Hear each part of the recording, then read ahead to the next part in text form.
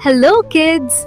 Today, let us hear a beautiful story that teaches us a powerful lesson. In a quiet village lived a kind boy named Arav. Every day, he prayed sincerely to God. One day, the priest said, "True service to God is not only prayer, But when you peace to other mind, you truly serve God in ways that transcend the ordinary." Next morning, Arav met a hungry old man.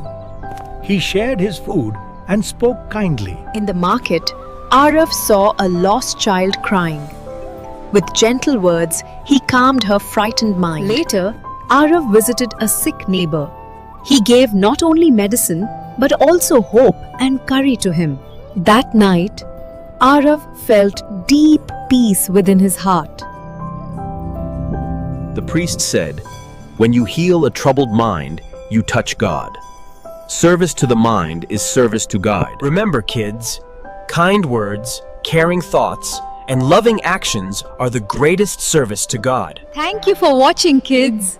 See you in the next story. Jai Jagannath!